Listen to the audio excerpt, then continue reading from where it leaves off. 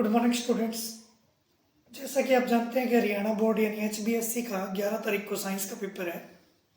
उसके लिए आज मैंने एक विशेष वीडियो बनाई है जिसमें आपको मेन टॉपिक्स बताए जाएंगे कि ये टॉपिक आपने 2 दिन घर पर रिवाइज करने हैं, क्योंकि यहाँ आकर भी वही टॉपिक करवाने हैं और वो टॉपिक आपको मैं ट्यूशन पे कई बार करवा चुका हूँ, तो अब आपकी बारी है पढ़ने की। तो सबसे पहले बात करें इंटेलिजेंट स्टूडेंट्स जिन्हें आउट ऑफ आउट मार्क्स चाहिए होते हैं या 60 का जैसे पेपर होगा तो 50 से ऊपर लाने के लिए, तो सरकार के आदेश अनुसार ये जो आपकी बुक है जिसे आप NCERT की बुक कहते हैं, ये बुक आपकी सबसे मेन हथियार होगी जो आप पढ़ने के लिए आप जरूर तैयारी करें।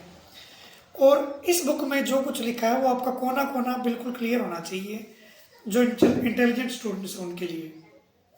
तो इसमें जैसे मैं आपको बता दूं क्या क्या पढ़ना होता है हमें। जैसे बीच में ये ब्लू बॉक्स बने होते हैं, इन ब्लू बॉक्स के क्वेश्चंस जितने भी ब्लू बॉक्स है वो पढ़ने हैं। बीच में डू यू नो और ऐसे ही ऑरेंज कलर के बॉक्स होंगे मोर टू नो, ये सब तैयार करने हैं। इसके अलावा लेसन के लास्ट में ये हरे रंग में एक्सरसाइज के क्वेश्चन होते हैं, तो ये करने हैं। तो 4 चीज़ें होंगी आपको जो पढ़नी है, do you know, more to know, ये जो बॉक्स हैं वो, लेसन के बीच में जो ब्लू बॉक्स है जिन्हें हम आर्टिकल के क्वेश्चन कहते हैं वो भी करने हैं, और साथ में जो लेसन के पीछे एक्सरसाइज होती है वो भी करनी है। यानी पूरे बटा पूरे नंबर चाहिए तो सीधी बात है कि ये सारा करना पड़ेगा आपको। ये सारी बुक क्लियर जिसको होगी और जो मेरे दिए हुए नोट्स हैं वो जिसको याद होंगे वो ये पूरा सिलेबस कर पाएगा बड़ी आसानी से और पूरे नंबर भी ले पाएगा। क्योंकि बुक के रीडिंग के बीच में से भी 1-2 क्वेश्चन एक नंबर के ऐसे आ जाते हैं जो बुक के बीच में से पूछे जाते हैं, तो रीडिंग करनी पड़ती है। जैसे SST में भी ऐसे ही होता है। अब बात करते हैं मेरे उन बहन भाइयों की, स्कूल के बच्चे, ट्यूशन के बच्चे, जो मेरे छोटे भाई बहन हैं जिन्होंने पूरे साल किताब उठाई नहीं, जो सिर्फ टीचर के बोले हुए के भरोसे थे, तो उनके लिए भी मेरे पास समाधान है। तो अब मैं वीडियो में आगे जिन क्वेश्चनों का जिक्र करने वाला हूँ, केवल वो क्वेश्चन अगर आप तैयार कर लेंगे ना तो आपके अच्छे मार्क्स आने की संभावना पूरी है। ध्यान रहे, टीचर ही हूँ मैं, भगवान नहीं हूँ। तो मैं जो मेन क्वेश्चंस बताऊंगा ना आपको, वो क्वेश्चंस पूरे चांस है मेरे एक्सपीरियंस के अकॉर्डिंग जो आने की संभावना है। तो आप ये क्वेश्चन अच्छे से जरूर कर लें। तो मुख्य टॉपिक बताने जा रहा हूँ, चलिए चलते हैं। इसमें आपने क्या करना है, आर्टिकल नंबर 1 पे आ जाइए। सबसे पहले आर्टिकल नंबर 1 मतलब जो ये ब्लू बॉक्स होता है, इसका पहला, दूसरा और तीसरा, इन तीनों में से एक प्रश्न जो बैलेंस करने वाला है इक्वेशन को, वो आने की संभावना है। तो आपने ये करना है। उसके अलावा टाइप्स ऑफ केमिकल रिएक्शन में आपने क्या क्या करना होता है, सभी रिएक्शंस के जो टाइप हैं, जैसे combination reaction, decomposition, displacement, double displacement, इनकी परिभाषा करनी है। साथ में आप देख सकते हैं डू यू नो, तो ये वाला बॉक्स करना है। तो अभी तक मैंने आपको बताया इस पहले आर्टिकल के 3 प्रश्न और डू यू नो का ये बॉक्स, इनमें से पूछा जाएगा। उसके बाद आगे बात करते हैं। अगला जो क्वेश्चन है, article number 2, A solution of substance x is used, ये वाला क्वेश्चन आपने करना है। उसके अलावा मैं आपको बता दूं और मुख्य जो टेक्सचुअल, ये जो लास्ट ब्लू बॉक्स है इसमें, why does the colour of copper sulphate, ये वाला क्वेश्चन आपने करना है। उसके बाद थर्ड क्वेश्चन भी करना है इसका। एक्सरसाइज पे आते हैं तो देखिए ऑप्शन वाले जो क्वेश्चंस होते हैं वो किसी भी लेसन के नहीं छोड़ने आपने। एक नंबर के जो ऑप्शन वाले, जैसे ABCD 4 ऑप्शन है इसके, ये फर्स्ट ऑप्शन, सेकंड ऑप्शन, ये ऐसे क्वेश्चन आपने हर लेसन के करने हैं। तो इसका पहला करना है आपने, दूसरा करना है, तीसरा तैयार करना है। उसके अलावा बैलेंस करने के लिए ये क्वेश्चंस आपको इतने इंपॉर्टेंट तो नहीं है, क्योंकि आपको मैं पासिंग मार्क्स या फिर 30 मार्क्स 40 मार्क्स का सिलेबस ही बता रहा हूँ। तो इंटेलिजेंट स्टूडेंट्स को तो मैं सलाह दूंगा ये सारा करें, और जो वीक स्टूडेंट्स हैं, थोड़े जो पढ़ने में थोड़े कम हैं, वो इनको छोड़ दें। तो अभी तक मैंने जो बताया वो कर लें बस। उसके अलावा आपको आगे आ जाना है। तो अब सारा मैं वीक स्टूडेंट के अकॉर्डिंग बताऊंगा। तो आपको 10वां क्वेश्चन करना है इसका, 10th, why respiration considered exothermic reaction. उसके बाद बात करते हैं, क्वेश्चन नंबर आपको करना है इसमें 15, प्रेसिपिटेशन रिएक्शन क्या होती है एग्जाम्पल सहित।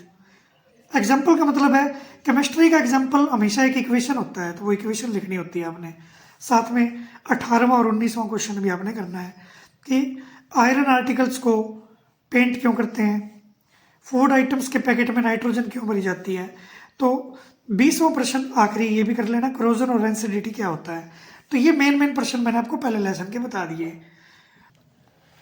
तो अब लेसन नंबर 2 पे आ जाते हैं हम, एसिड बेसिस एंड साल्ट्स। तो इसका सीधा सीधा है कि आर्टिकल नंबर 2, देखो एक आर्टिकल तो पहले है वो नहीं, देखते हैं इससे पीछे भी कोई आर्टिकल है क्या। हाँ ये आर्टिकल भी है, ये नहीं करना। इसके बाद जो ये दूसरा आर्टिकल है ये भी नहीं करना। इसका पहला पढ़ लें थोड़ा सा कि कॉपर और ब्रास के बर्तनों में दही और खट्टी चीज़ें क्यों नहीं रखनी चाहिए। लेकिन ये जो आर्टिकल दिख रहा है ना, ये वेरी वेरी इंपॉर्टेंट आर्टिकल है। 6 क्वेश्चन इसके आपने अच्छे से तैयार करने हैं। साथ में इधर आप देख सकते हैं डू यू नो का बॉक्स दे रखा है, तो डू यू नो का बॉक्स आप जरूर करें। कम से कम 5 नंबर का पेपर इसमें से मिलेगा आपको, इस लेसन का नहीं, टोटल 5 नंबर का मैं कह रहा हूँ सभी लेसनों के अकॉर्डिंग। तो ये आर्टिकल आपको मैंने बताया, ये 6 प्रश्न आपने करने हैं। उसके बाद चलते हैं नेक्स्ट, डू यू नो का बॉक्स, इसमें कोई खास नहीं है। नेक्स्ट आर्टिकल भी इतना जरूरी तो नहीं है, फिर भी आप ये देख सकते हो क्वेश्चन नंबर 2 और 1 और 2 आप इसके अच्छे से कर लें इस आर्टिकल के। अब आते हैं साल्ट। आपको मैं पहले ही बता चुका हूँ 4 साल्ट हैं, जैसे bleaching powder, baking soda, washing soda और पीओपी लास्ट में, प्लास्टर ऑफ पेरिस। इन चारों का केमिकल नेम, जैसे इसका केमिकल फॉर्मूला ये रहा, केमिकल नेम ये हो गया कैल्शियम सल्फेट हेमीहाइड्रेट। तो ये जो 4 हैं, bleaching powder, washing soda, baking soda और प्लास्टर ऑफ पेरिस, इन सब का chemical name plus chemical formula, method of preparation और यूजेस, चारों के यूजेस आपने करने हैं।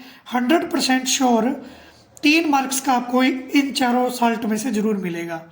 उसके अलावा ये जो अगला आर्टिकल है ब्लू कलर का, तो इसके अंदर आपको पहला प्रश्न करना है, दूसरा करना है, तीसरा, क्योंकि एक एक नंबर के हैं, ये कोई बड़े क्वेश्चन नहीं है, एक एक लाइन के हैं। साइंस का पेपर एक एक नंबर जोड़ के ही आता है, बड़े क्वेश्चनों पर ध्यान कम रहता है। तो इस आर्टिकल के आपको चौथा छोड़ के बाकी चारों क्वेश्चन कर लेने, नहीं 1, 2, 3 एंड 5 ये करने हैं आपने। अब एक्सरसाइज में आते हैं हम। एक्सरसाइज में जैसा कि मैंने बोला ऑप्शन वाले क्वेश्चन कर लेने हैं, 4 ये 5 ऑप्शन वाले क्वेश्चन है, ये करें। 6th क्वेश्चन इंपॉर्टेंट है, 7वां भी इंपॉर्टेंट है, 6 और 7। उसके बाद वेरी वेरी इंपॉर्टेंट 8वां और 9वां। एक 11वां क्वेश्चन भी आपने इसका कर लेना है, 11वां। तो अभी तक आपको मैंने 2 लेसनों के मेन क्वेश्चन बता दिए हैं, और अब चलते हैं लेसन नंबर 3 पे, मेटल्स एंड नॉन मेटल। इसका जो पहला आर्टिकल है, पहले आर्टिकल के 2 प्रश्न हैं, एक तो एक एक वर्ड में आंसर देना, इसमें से एक आएगा। और lesson question number 2, malleable and ductile, इनका आंसर आपको पता होना चाहिए। मेलेबल मेटल कौन सी होती है, जिनको शीट्स में कन्वर्ट कर सकें, डक्टाइल वो होती है जिनको वायर्स में कन्वर्ट कर सकें। तो ये दोनों क्वेश्चन आपने कर लेने हैं। नेक्स्ट आर्टिकल पे चलते हैं। नेक्स्ट आर्टिकल में एनोडाइजिंग, वेरी वेरी इंपॉर्टेंट है ये topic. Do you no article से पहले एनोडाइजिंग क्या होता है, ये पूरा का पूरा एनोडाइजिंग आंसर ही है, आप सल्फ्यूरिक एसिड तक इसको कर सकते हैं। उसके बाद एक और डू यू नो बॉक्स है, वो भी बहुत इंपॉर्टेंट है, एक्वा रेजिया किसे कहते हैं, आप सभी को इसकी परिभाषा पता होगी। 3 का जो मिक्सर होता है, हाइड्रोक्लोरिक और ये नाइट्रिक एसिड का मिक्सर 3:1 में, तो ये एक्वा रेजिया होता है, ये आपने कर लेना है। उसके बाद रिएक्टिविटी सीरीज आपको याद रहनी चाहिए, क्योंकि डिस्प्लेसमेंट रिएक्शन आप तभी कर पाएंगे जब रिएक्टिविटी सीरीज आपको आती होगी। उसके बाद हम देखते हैं some other important questions. Yes, ये जो आर्टिकल दिखाई दे रहा है, इसका दूसरा प्रश्न, why do ionic compound have high melting points, तो ये वाला क्वेश्चन करना है। जो ये वाला आर्टिकल दिखाई दे रहा है, define following terms, mineral, ores and gang, ये क्वेश्चन करना है। इसके तो एक एक नंबर के क्वेश्चन है, तो तीनों ही क्वेश्चन आपने पढ़ लेने हैं। अभी आपके पास टाइम है तो आप आसानी से पढ़ पाएंगे। और आखिरी आर्टिकल का जो लास्ट ही प्रश्न है, व्हाट आर अलॉयज, अलॉय क्या होते हैं। अलॉय के साथ साथ 2 प्रश्न ये ध्यान रखें। एक तो 22 कैरेट, जैसे ये डू यू नो का बॉक्स दे रखा आपको, प्योर गोल्ड 24 कैरेट का होता है, तो 22 कैरेट और 24 कैरेट सोने में डिफरेंस आपसे पूछेगा। और ये क्वेश्चन आपको अच्छे से तैयार करना है, ये अलॉय के रिलेटेड ही है। तो अलॉय क्या होते हैं और एक ये डू यू नो का बॉक्स, तो ये चीज़ें आपने कर लेनी है।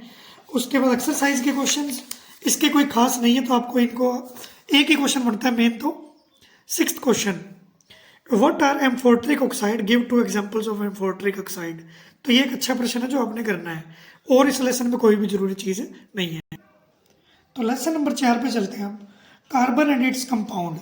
इसके कोई ज़्यादा इंपॉर्टेंट क्वेश्चंस नहीं है, मैं वैसे ओरली आपको बता देता हूँ कि कौन कौन से आपने क्वेश्चन कर लेने हैं। जैसे आपको यहाँ पर कुछ फार्मूलाज दिख रहे होंगे इस टेबल 4.1 के अंदर, acetic acid, chloroform, ethanol, methane, इन सब के स्ट्रक्चर, इलेक्ट्रॉनिक डॉट स्ट्रक्चर और फार्मूला बनाना, फार्मूले से नाम बनाना, यानी नॉमेनक्लेचर ऑफ कार्बन कंपाउंड्स आपको आना चाहिए। साथ में एक क्वेश्चन है, और ये जो स्ट्रक्चर दिखाई दे रहे हैं ये भी आपको बना लेना है, जैसे O2 का स्ट्रक्चर, N2 का, H2 का, यानी एक इलेक्ट्रॉनिक डॉट स्ट्रक्चर जरूर आपसे पूछा जाएगा। तो आपको आगे मैं बता दूं, ऑलोट्रोपी ऑफ कार्बन, डायमंड और ग्रेफाइट अलग अलग भी पूछे जा सकते हैं, दोनों में डिफरेंस भी पूछा जा सकता है। और इसका अगला, ये नीचे आप आर्टिकल देख पा रहे हैं, what would be the electronic dot structure of CO2, carbon dioxide का डॉट स्ट्रक्चर।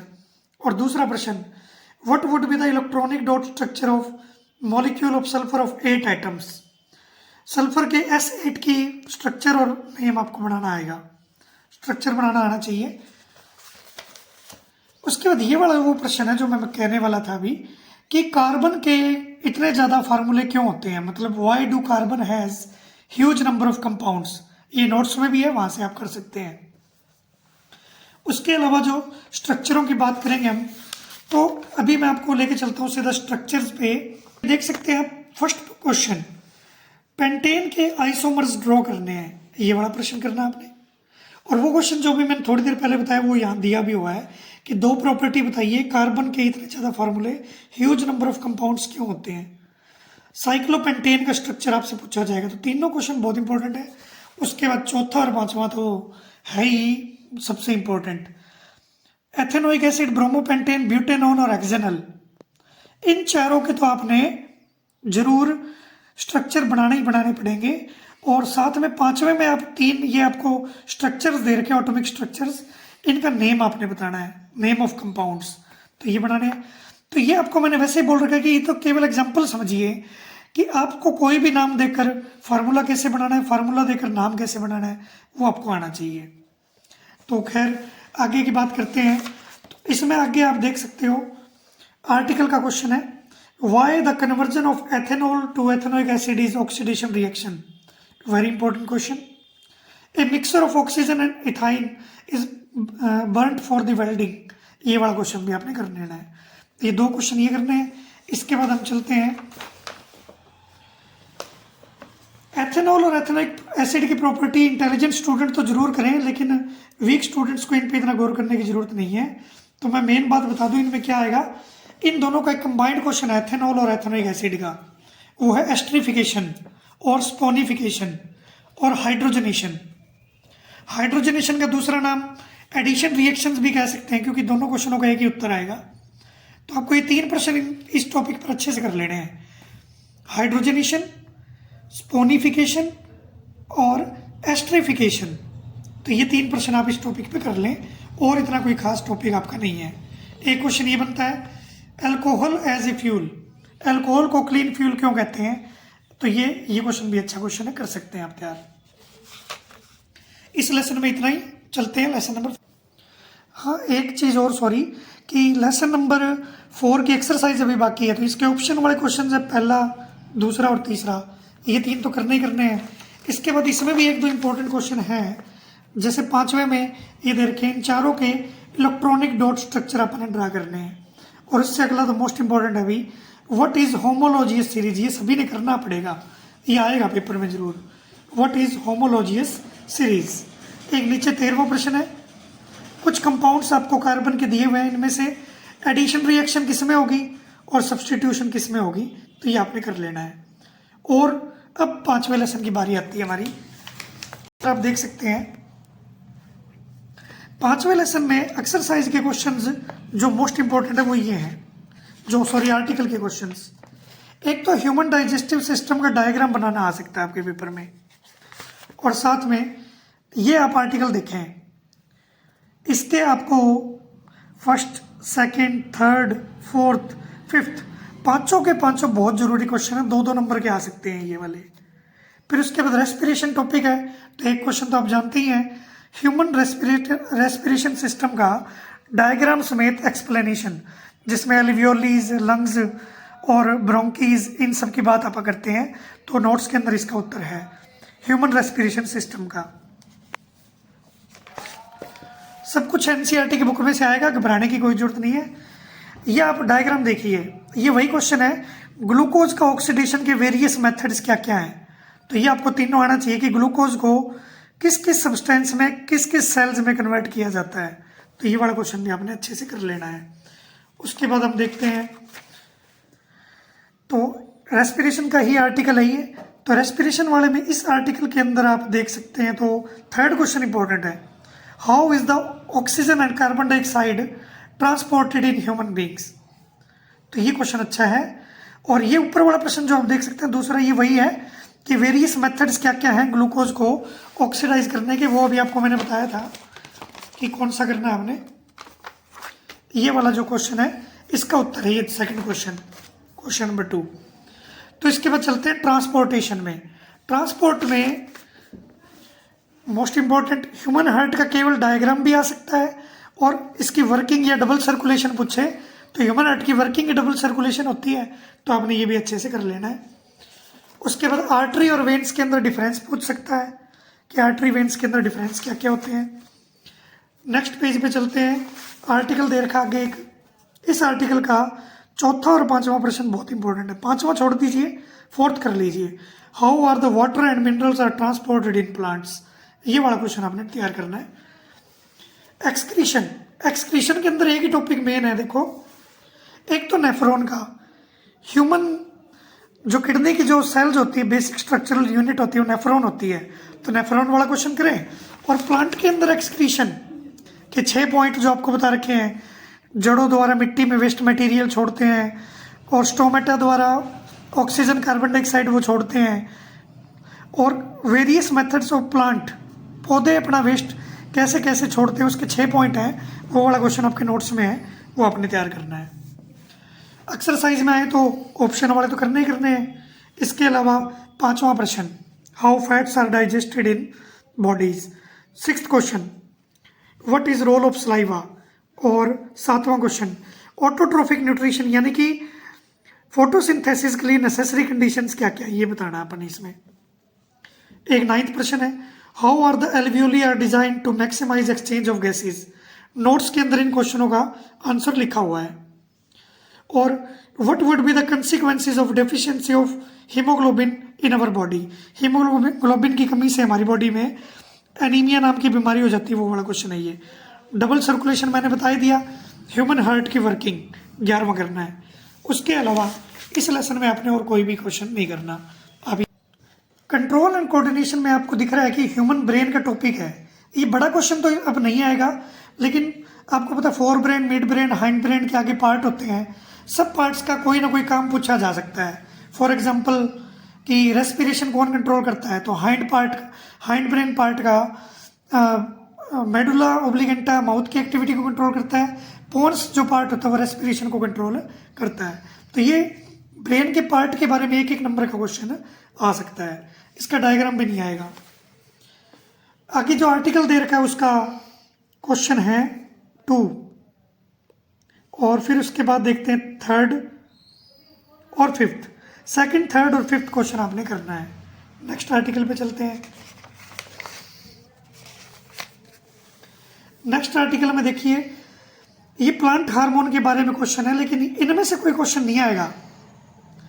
इसमें एक ही क्वेश्चन बनता है, ध्यान से सुने, कि पौधों के जो हार्मोन्स होते हैं जैसे साइटोकाइनिन, जिब्रेलिन और ethylene gas hormone, abscisic acid hormone, 5 hormone, एक ऑक्सिन भी है।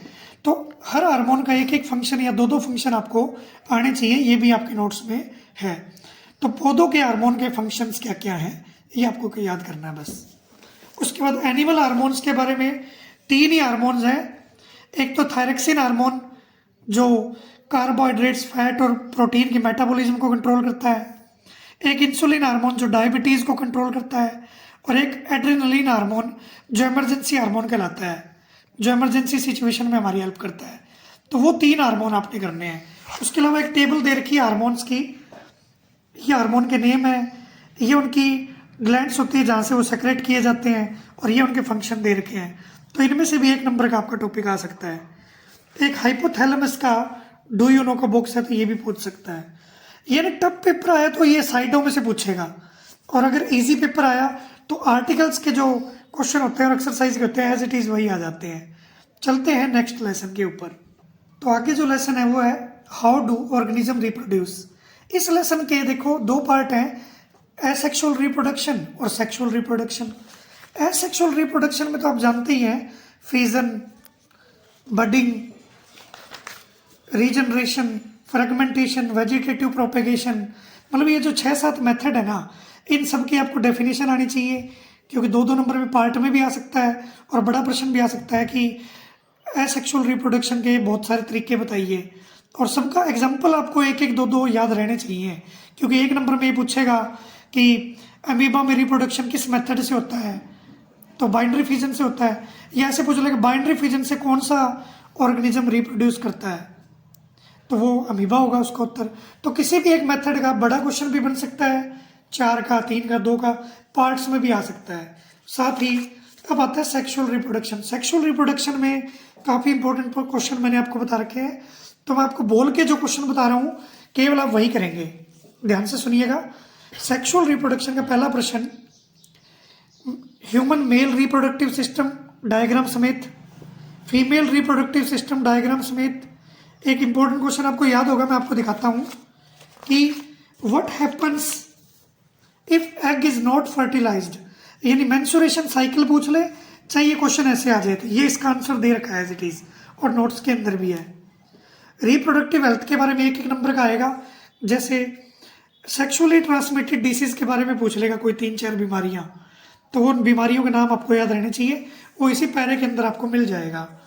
तो सेक्सुअल रिप्रोडक्शन के भी मैंने 3 बताए, male system, female system, what happens if egg is not fertilized, और एक क्वेश्चन वो था कॉन्ट्रासेप्शन क्या होता है, कॉन्ट्रासेप्शन में मेथड क्या क्या यूज करते हैं, वो क्वेश्चन भी आपको करवा रखा है।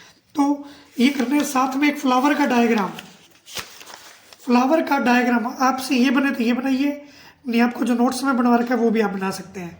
पार्ट्स के साथ फ्लावर के रिप्रोडक्टिव पार्ट का नाम पता रहना चाहिए, मेल पार्ट कौन सा होता है, फीमेल पार्ट कौन सा होता है, तो फ्लावर का डायग्राम आ सकता है पेपर में। इस लेसन में और कुछ भी इंपॉर्टेंट नहीं है, इतना आप तैयार करें। आगे लेसन है 8th, हेरिडिटी। हेरिडिटी का एक तो हेरिडिटी की डेफिनेशन, व्हाट इज हेरिडिटी क्या होता है, और इसके कोई ज़्यादा टॉपिक तो है नहीं, 4 प्रश्न है गिने गिनाए। पहला प्रश्न मैकेनिज्म ऑफ हेरिडिटी, आपके नोट्स में एज इट इज इसका उत्तर है। फिर दूसरा कि ह्यूमन सेक्स डिटर्मिनेशन कैसे होता है, XY XX क्रोमोसोम वाला, वो करना है आपने। और साथ में 2 क्वेश्चन मेंडल के एक्सपेरिमेंट के हैं, कि एक तो डोमिनेंट और रिसेसिव ट्रेट्स वाला, टाल प्लांट, ड्वार्फ प्लांट वाला, साथ में वो डबल गुणों की जिसमें स्टडी करते हैं, राउंड एंड येलो सीड वाला। उसका क्वेश्चन ऐसे आएगा कि how Mendel's experiment show that traits are inherited independently. तो ये क्वेश्चन आपने 4 कर लेने हैं, और इस लेसन में कोई भी खास बात नहीं है। तो 9th लेसन आप देख रहे हैं light reflection and refraction.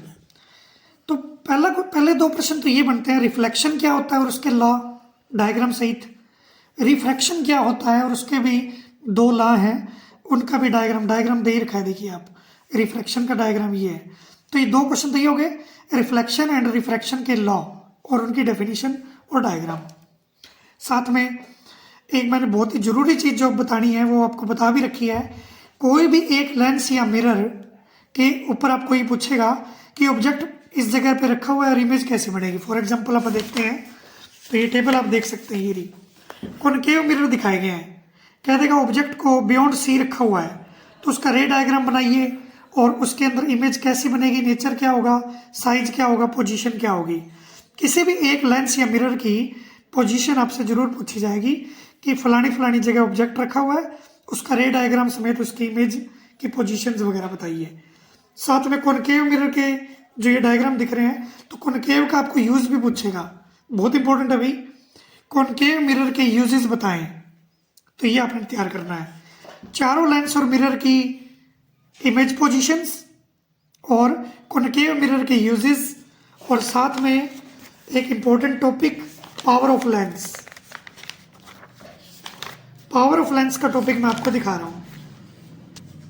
Power of lens आप देख सकते हैं, पावर ऑफ लेंस यहाँ पर है और इसका फार्मूला आपको पता होना चाहिए। मैं लिख देता हूँ, power is equal to 1/f into metre, यानी फोकस लेंथ मीटरों में होनी चाहिए, 1/, में करते ही पावर आ जाती है। पावर का आंसर हमेशा डाईऑप्टर में आता है, तो ये आपका आंसर आएगा। तो पावर ऑफ लेंस की डेफिनेशन भी पूछ सकता है, फार्मूला भी, और एक सम भी आ सकता है, पक्का आएगा ये जरूर। साथ में रिफ्रैक्टिव इंडेक्स का जो टॉपिक है वो कोई ज़्यादा तो इम्पोर्टेंट नहीं है, लेकिन रिफ्रैक्टिव इंडेक्स का एक आधा सम आएगा तो वो ये वाला आएगा। आप देख सकते हैं, light enters from air to glass having refractive index 1.50, तो वैक्यूम में लाइट की स्पीड दे रखी है, तो ये क्वेश्चन इंपॉर्टेंट है आपके लिए, और इस लेसन में कोई खास बात नहीं है। तो आगे हम पहुंच चुके हैं, human I and colourful world. इसके अंदर पहला प्रश्न तो यही है, ह्यूमन आई का डायग्राम आपसे पूछ सकता है, या पूरा एक्सप्लेन करने के लिए कहे तो 3 लेयर्स होती हैं और 5-6 वो जो अदर पार्ट्स थे उनका question as it is notes के अंदर आपके पास है, तो जितना पूछा जाए उतना ही लिखना होता है। या अलग से भी पूछ सकता है, जैसे सिलेरी मसल्स के काम क्या है, आइरिस और प्यूपिल क्या काम करते हैं, ये लाइट की अमाउंट को कंट्रोल करते हैं, तो ये पूछ सकता है आइरिस और प्यूपिल के बारे में। लेंस किससे बना होता है, इमेज कहाँ बनती है, इमेज रेटिना पे बनती है, रियल और इन्वर्टेड बनती है। आँख की रेंज पूछ सकता है, तो ह्यूमन आई की रेंज होती है 25 सेंटीमीटर से इन्फिनिटी तक, तो ये टॉपिक भी आपसे एक नंबर में पूछे जा सकते हैं, बड़ा नहीं आया तो। अगर ये बड़ा प्रश्न आएगा तो हाइपरमेट्रोपिया और मायोपिया जो आगे टॉपिक है, डिफेक्ट ऑफ विजन्स, तो ये मायोपिया और हाइपरमेट्रोपिया के तीनों डायग्राम, 3 ही तो हैं मायोपिया के, 3 ही हाइपरमेट्रोपिया के, और प्रेस मायोपिया, तीनों बीमारियां आपको अच्छे से आनी चाहिए। क्या रीजन है इनका, ये सब चीज़ें नोट्स के अंदर लिखी हुई हैं, यहाँ भी लिखी हुई हैं, आप यहाँ से भी पढ़ सकते हैं, रीजन भी बता रखे हैं, और किस वजह से होती हैं, दिखते हैं, ठीक कैसे कर सकते हैं, उसके उपाय भी बता रखे हैं आपको। तो हाइपरमेट्रोपिया मायोपिया आपने कर लेना है। पावर ऑफ अकोमोडेशन क्या होती है, ये क्वेश्चन आपने कर लेना है। फोकस दूरी कम ज़्यादा करने की पावर को पावर ऑफ अकोमोडेशन कहते हैं। प्रिज्म के द्वारा लाइट के रिफ्रैक्शन का डायग्राम पूछे तो ये बनाना है, देखिए, show A diagram of refraction of light through prism, तो ये डायग्राम बनेगा, ये नाम लिखने हैं साथ। और अगर डिस्पर्जन ऑफ द लाइट पूछे थ्रू प्रिज्म, तो ये वाला डायग्राम आपने बनाना है। विब के और कलर्स होते हैं ये, wallet, Indigo, blue, green, yellow, orange, red, तो ये वाला आपने डिस्पर्जन में बनाना है। अगर रिफ्रैक्शन पूछे तो प्रिज्म का ये डायग्राम आप बनाएंगे। और उसके अलावा हम चलते हैं, ये जो एटमॉस्फेरिक रिफ्रैक्शन है और स्कैटरिंग ऑफ लाइट है, ये बड़े प्रश्न नहीं आएंगे, एक क्वेश्चन एक नंबर का आएगा। कुछ चीज़ों का रीजन एटमॉस्फेरिक रिफ्रैक्शन होता है, जैसे कि आंखों का जो धोखा है कि चीज़ें हिलती हुई क्यों दिखाई देती हैं, टंकी की तली में पड़ा हुआ सिक्का ऊपर उठा हुआ क्यों दिखता है, जो आंखों का धोखा होता है ना, उसका रीजन होता है atmospheric refraction. Advance sunrise, delayed sunset, उसका रीजन भी यही है। और किसी भी चीज़ का कलर पूछे ना, समुद्र हरा क्यों होता है, आसमान नीला क्यों होता है, सूरज सुबह लाल क्यों दिखता है, उस सब का रीजन है स्कैटरिंग ऑफ लाइट। ठीक है, तो ये लेसन मेरी तरफ से कंप्लीट है, इसमें आप ये चीज़ें कर लें। तो इंटेलिजेंट स्टूडेंट्स तो इलेक्ट्रिसिटी लेसन का सारा कुछ करना ही है, सम सारे करने हैं, आपको करवा रखे हैं, सीरीज में जोड़ने के, पैरेलल में जोड़ने के सम्स आपने करने हैं। और जो थोड़े वीक स्टूडेंट्स हैं वो इलेक्ट्रिसिटी लेसन छोड़ दें, कोई ज़्यादा नंबर का नहीं आने वाला, 2 या 3 मैक्सिमम का आएगा, तो इसको आप इस लेसन को ड्रॉप कर सकते हैं। लेसन 12 पे चलते हैं, मैग्नेटिक इफेक्ट। तो magnetic effect of electric current, इसके अंदर आप देख सकते हैं कि आपको मैंने एक क्वेश्चन बताया था कि बार मैग्नेट के चारों ओर मैग्नेटिक फील्ड किस प्रकार होगा, ये डायग्राम पूछ सकता है आपसे 2 नंबर में। साथ में स्ट्रेट कंडक्टर के अंदर जो रूल लगता है, उस रूल का नाम क्या था, राइट हैंड थंब रूल।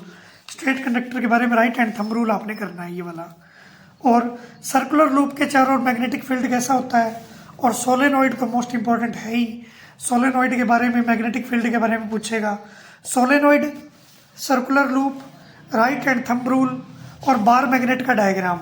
अभी तक तो मैंने ये बताए हैं, और साथ में आपको करना है इसके अंदर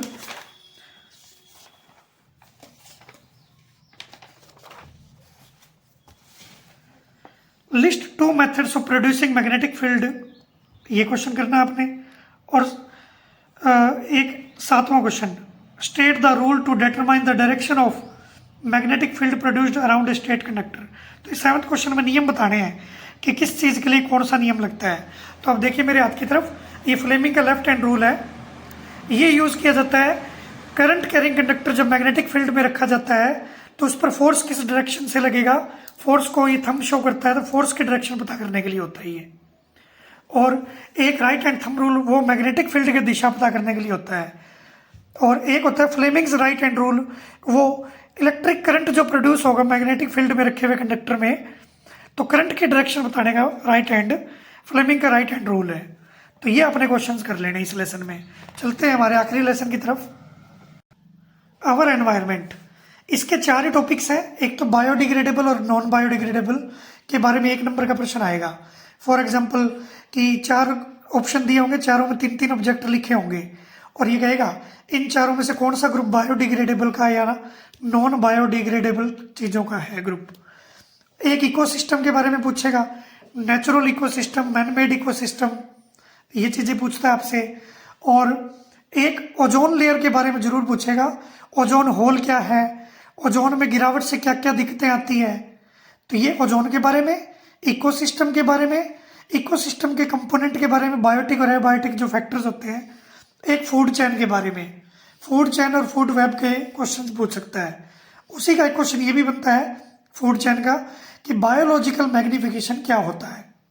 तो बायोलॉजिकल मैग्निफिकेशन फूड चेन का आपको एक चेन बनाने के लिए कह सकता है कि 4 ट्रॉफिक लेवल वाली फूड चेन बनाएं, 5 वाली बनाएं, और सबसे ज़्यादा एनर्जी किसे मिलती है, सबसे कम किसे मिलती है, सेकंड ट्रॉफिक लेवल पे कौन आता है, फर्स्ट पे कौन आता है, ये चीज़ें पूछ सकता है आपसे। तो ये भी कोई ज़्यादा बड़ा क्वेश्चन नहीं आएगा, इसमें से 2-3 नंबरों का ये लेसन आना आपका। तो ये हमारा सारा सिलेबस हम कर चुके हैं। तो आपको ये चीज़ें तैयार कर लेनी है अच्छे से। फिर भी किसी को कोई डाउट हो तो आप ग्रुप के अंदर मैसेज कर सकते हैं, ग्रुप खोल दिए गए हैं, और उस ग्रुप के अंदर से आपने लिख देना कि सर मुझे ये टॉपिक समझना, तो उसकी वीडियो आपको भेज दी जाएगी। वैसे तो टॉपिक आपको सारे समझाए